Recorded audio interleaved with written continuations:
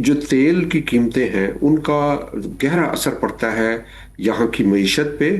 اور ان کی یہاں کی سیاست پہ. تو امریکہ میں مثال کے طور پر جو الیکشنز آ رہے ہیں اگلے چند ماہ میں، اس میں یہ ایک ایشو جو ہے ایک پبلک ایشو کے طور پہ ایمرج ہوگا. اسی طرح بہت ساری جو یورپ کی اکانومیز ہیں جو آلریڈی بہت زیادہ ایج پہ ہیں، ان کے جو انفلیشن ہے وہ بڑھ رہی ہے، انٹرسٹ ریٹ بڑھے گا، اس کے نتیجے میں پھر کارخانوں کے لیے، انڈسٹری کے لیے مسائل ہوں گے. تو یہ جو تیل کی قیمت کا بڑھنا ہے یہ ایک عالمی اکانومی کے لیے شوق ہے.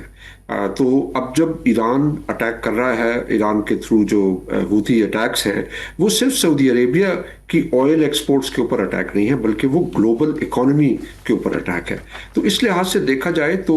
ایران یہ کوشش کر رہا ہے کہ جو اس جنگ کی قیمت ہے اس کو بڑھایا جائے عالمی معیشت کے لیے، اور جس طرح وہ قیمت بڑھے گی اسی طرح جو مغربی ممالک ہیں وہ یہ سوچنے پہ مجبور ہوں گے کہ جنگ کا کہیں نہ کہیں اختتام ہو. تو میرے خیال میں ہم ایک بہت ہی ڈینجرس فیز میں داخل ہو رہے ہیں وار کی، جہاں پہ ابھی تک تو یہ تھا کہ جو عرب ممالک تھے، خلیجی ممالک، وہ بظاہر تو کر رہے تھے بات چیت کہ یہ یعنی اٹیکس کے خلاف تھے، لیکن اوور آل وہ اس جنگ سے تھوڑا سا دور رہے، انہوں نے فوری طور پہ کودے نہیں اس جنگ میں. لیکن اب جو کوشش ہے اسرائیل کی بھی وہ یہ ہے کہ یہ بہت ساری خلیجی ممالک ہیں یہ اس جنگ کا ڈائریکٹ حصہ بن جائیں تاکہ اس جنگ کا جو دائرہ کار ہے وہ وسیع کیا جائے. جہاں تک ایران کا تعلق ہے، ایران کے لیے بھی یہ بہت مشکل لمحہ ہے کیونکہ ظاہر ہے پاکستان، سعودی عربیہ، بہت سارے ان کے یہ انٹرسٹ ہیں. لیکن میرے خیال میں ہمیں یہ دیکھنے کی ضرورت ہے اور سمجھنے کی ضرورت ہے کہ ایران کے پرسپیکٹو سے یہ ایک ایگزسٹینشل وار ہے، وچ مینس کہ آل بیٹس آر آف. یہ اسی لیے میرے خیال میں بہت ہی ڈینجرس سٹیج بن رہی ہے جنگ کی. جی ڈاکٹر صاحب، یہ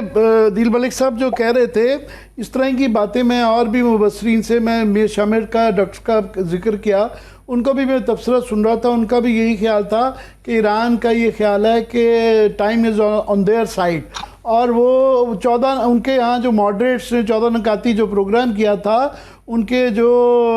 ایکسٹریمسٹ ہیں وہ اس کے بھی ناقد تھے، اب وہ ڈرائیونگ سیٹ پہ ہیں. یہ جو مفروضہ تھا کہ پریزیڈنٹ ٹرمپ کے اوپر جو ہے بڑے پریشر ہیں کیونکہ گیسولین کی قیمت بڑھ گئی ہے، انفلیشن بڑھ گئی ہے، اور چونکہ وہاں پہ مڈ ٹرم الیکشنز آ رہے ہیں،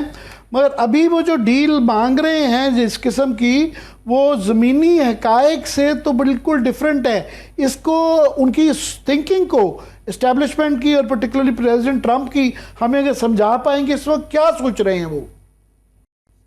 بہت شکریہ عامر صاحب. دیکھیے دو چیزیں ہیں. ایک تو یہ کہ اس جنگ کا جو پہلا فیز ہم نے دیکھا تھا جو فروری سے لے کے پھر جولائی کے شروع تک رہا، ان 4-4.5 ماہ میں ہمیں یہ نظر آیا تھا کہ یہ جنگ جو ہے بنیادی طور پر دو ممالک کے درمیان ہے، اگرچہ اسرائیل اس میں بڑا بیک گراؤنڈ پر چلا گیا تھا، یا امریکہ اور ایران کی جنگ بن گئی تھی، اور اس کو دونوں طرف سے ہمیں یہ نظر آتا تھا کہ ایک گرینڈ سٹینڈنگ تو ہو رہی ہے لیکن دونوں طرف ہمیں یہ ایک ولنگنس بھی نظر آتی تھی کہ اس کو کسی نہ کسی طریقے سے ختم کیا جائے، اور جو ہے کچھ نیگوسیشن، کچھ گیو اینڈ ٹیک جو ہے وہ دونوں کرنے پر ہمیں تیار نظر آتے تھے. امریکا نے یا صدر ٹرمپ نے خاص طور پر جس طرح کے بھی بیانات دیے، لیکن بیک گراؤنڈ میں جو بات چیت ہوئی اس کی وجہ سے اس معاہدے تک جو ہے بات پہنچی جو ہم نے دیکھا. لیکن اس وقت جو خطرناک بات مجھے نظر آ رہی ہے 8 جولائی سے جو سلسلہ شروع ہوا ہے وہ یہ ہے کہ یہ جنگ جو ہے مزید پھیل رہی ہے، اس کا دائرہ کار وسیع ہو رہا ہے. ہم جانتے ہیں کہ یہ حوثی باغیوں کا، یمن کا، سعودی عرب کا تنازع جو ہے کتنا پہلے سے چل رہا ہے. اب وہ علیحدہ سے شروع ہو گیا ہے. وہ حوثی باغی یہ ڈیمانڈ کر رہے ہیں سعودی عرب جو ہے وہ یمن کی بلاکیڈ ہٹائے، اور اس معاملے کا براہ راست اس جنگ سے کوئی تعلق نہیں تھا اس سے پہلے تک، لیکن اب وہ بھی اس میں شامل ہو گیا ہے. تھوڑی دیر پہلے نہر سویز کا تذکرہ کر رہے تھے. اگر یہ معاملہ حل نہیں ہوتا تو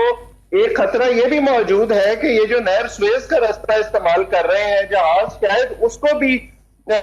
جو ہے کوئی خطرہ ایسا لاحق ہو جائے کہ وہاں سے آمد و رفت بھی بند ہو جائے. پھر دوسری طرف اسرائیل جو ہے اس نے ساؤدرن لیبنن پر بمباری جو ہے وہ ابھی تک بند نہیں کی ہے. امریکہ کے اندر جس وقت آپ بات کرتے ہیں یہ جو اتحادی ممالک ہیں امریکہ کے یا جو عرب امارات کے ممالک ہیں وہ اب اس جنگ میں براہ راست کودتے ہوئے نظر آتے ہیں. اب یو کے جو ہے وہ اس سے پہلے بس ایک ریسٹرینڈ ان کی پوزیشن تھی. اب ہم دیکھ رہے ہیں کہ ان کی ایئر بیسز بھی استعمال ہو رہی ہیں امریکی جہازوں کی آمد و رفت کے لیے. سو پاکستان خاص طور پر اگر یہ دائرہ مزید پھیلتا ہے اور اس کے جلد محدود ہونے کا مجھے کوئی امکان نظر نہیں آتا, پاکستان اس میں ایک بڑی ایک پریکیریس پوزیشن میں آ گیا ہے. امریکہ کے اندر اس وقت جو صورتحال ہے, آپ نے بات کی مڈ ٹرم الیکشنز کی اور اس کے حوالے سے کیا سوچ ہے وائٹ ہاؤس کے اندر. اگر میں آپ کو یاد کراؤں تو پچھلے فیز میں ہی اس جنگ کے صدر ٹرمپ نے یہ کہنا شروع کر دیا تھا کہ دیکھیں اس سے پہلے افغانستان کی جنگ جو ہے وہ کتنے سال رہی, ویتنام کی جنگ جو ہے وہ اتنے سال 13-14 سال رہی, اور یہ اس جنگ کو تو ابھی چند مہینے ہی ہوئے ہیں. جب ان سے اس جنگ کی کاسٹ کے بارے میں بات کی جاتی ہے جو عام امریکی کو بیئر کرنی پڑ رہی ہے, تو وہ یہ کہتے ہیں کہ یہ امریکہ کے مستقبل کو محفوظ کرانے کے لیے ایک قیمت ہے جو ہم دینے کے لیے تیار ہیں. تو بظاہر ایسے لگتا ہے کہ انہیں تو کوئی خاص پرواہ اس کی نہیں ہے. ان کی ٹیم کو اس حوالے سے ضرور تشویش ہے, اور ان کی ریپبلکن پارٹی کو ضرور تشویش ہے کہ اس کا جو اثر ہے وہ الیکشن کے نتائج پر کیا ہوگا, کیونکہ تاریخی طور پر ہم یہ دیکھتے ہیں کہ تیل کی قیمت جب بھی $100 فی بیرل سے اوپر جاتی ہے تو جو سٹنگ گورنمنٹ ہے اس کو اس کا نقصان ہوتا ہے اور وہ مڈ ٹرم الیکشن نہیں جیتتی. پچھلے 5 جو مڈ ٹرم الیکشنز ہوئے ہیں جب تیل کی قیمت $100 سے اوپر تھی تو یہی نتیجہ نکلا ہے. لیکن وہ جو ایک امریکن امپیریلزم ہے, جو ایک گرینڈ سٹینڈنگ ہے, اور خاص طور پر اس وقت ڈونلڈ ٹرمپ کا جو ایک مخصوص مزاج ہے, اس کے اندر ایسے لگتا ہے کہ وہ اس کو سمجھنے کے لیے تیار نہیں ہے. اور دونوں فریق اس وقت ایک ایسی پوزیشن میں آ گئے ہیں جہاں پر وہ جو ایک انگریزی کا ایکسپریشن ہے کہ ونر ٹیکس آل, یعنی اس میں گیو اینڈ ٹیک کی گنجائش کوئی نہیں ہے, آل اور نتھنگ قسم کا معاملہ ہے, اور اس میں کسی بھی معاہدے کا امکان جو ہے وہ بہت کم رہ جاتا ہے. جی ڈاکٹر صاحب, میں ڈاکٹر عدیل ملک صاحب آپ کی اکنامکس کی ایکسپرٹیز کا فائدہ اٹھاتے ہوئے ایک اور اس میں ایشو آ گیا ہے کہ پاکستان نے in the middle of this crisis جو ہے وہ امریکہ سے ایکسچینج اسٹیبلائزیشن فنڈ کے اس کے انڈر کیٹیگری میں $10 بلین مانگ لیے ہیں. اور ایک تو اس کی پولیٹیکل سائیڈ ہے کہ ہم اب ایک ڈیٹیلز نہیں آئی ہیں کہ ہمیں اس کا کوئڈ پرو کو ان ریٹرن امریکہ کو کیا دینا پڑے گا, کیونکہ ٹرمپ کی ڈکشنری میں فری لنچ نہیں ہے, امریکہ میں جنرلی کہا جاتا ہے. دوسرا بھی میں حفیظ پاشا صاحب کو بھی سن رہا تھا, وہ بھی کہہ رہے تھے کہ پاکستان کا جو ایک نیوٹرلٹی کا روڈ ہے سالسی ہم کر پا رہے ہیں, کہ ایران بھی ہمارے پہ ٹرسٹ کرتا ہے اور امریکہ بھی ہمیں اس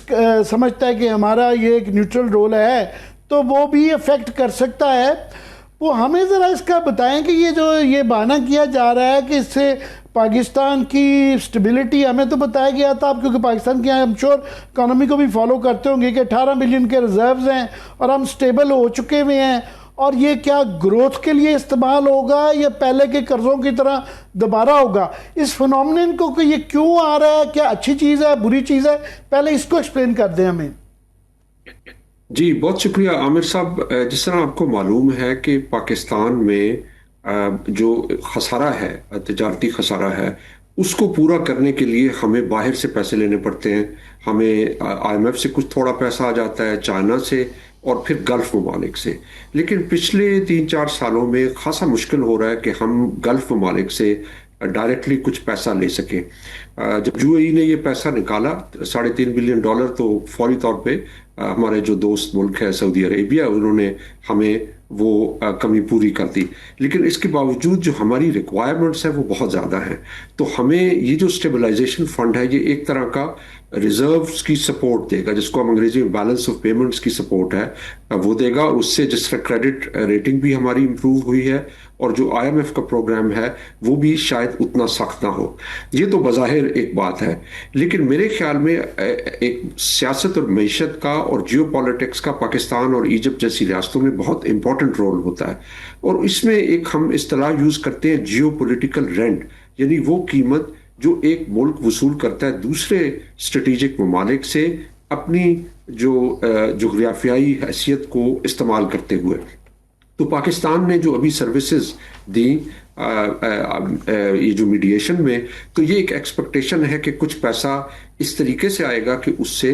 थोड़ी सी हमारी हुकूमत को जो सबसे बड़ा मसला लाहक है मईशत का, उसमें उनको एक ब्रीदिंग रूम और स्पेस मिले। तो मैं इस तरह की जो सपोर्ट है उसको बहुत मुख्तलिफ नहीं देखता। जो जनरल ज़िया साहब के ज़माने में फॉरेन एड आई, मुशर्रफ साहब के ज़माने में फिर वो डेट रिलीफ हमें मिला, और अब अगर ये इस तरह की सपोर्ट आ जाती है तो वो भी एक इंडिकेशन होगी कि पाकिस्तान में जो डिस्पेंसेशन है पॉलिटिकल, उसको अमेरिका की हिमायत हासिल है। अब जहां तक इस बात का ताल्लुक है कि इसका इफेक्ट होगा हमारी इकोनॉमी पे, तो मेरे ख्याल में ब्रीदिंग रूम तो मिलेगा, लेकिन अभी तक जो हमारी अशराफिया का तरीका रहा है कि हम बाहर तो हाथ फैलाते रहते हैं, लेकिन जो हमारे अपने इख्तियार में जो इसेंशियल रिफॉर्म्स हैं जिनके लिए हमें कोई नहीं रोक रहा, हम वो नहीं करते। और मुझे लगता है कि ये खतरा मौजूद है कि अगर हमें थोड़े से चंद सालों का ब्रीदिंग स्पेस मिल जाए तो हम फिर उन्हीं पुरानी आदतों पे रहेंगे, रिफॉर्म को पोस्टपोन करते रहेंगे। ये बहुत बड़ा एक खतरा है इस पूरी अरेंजमेंट में।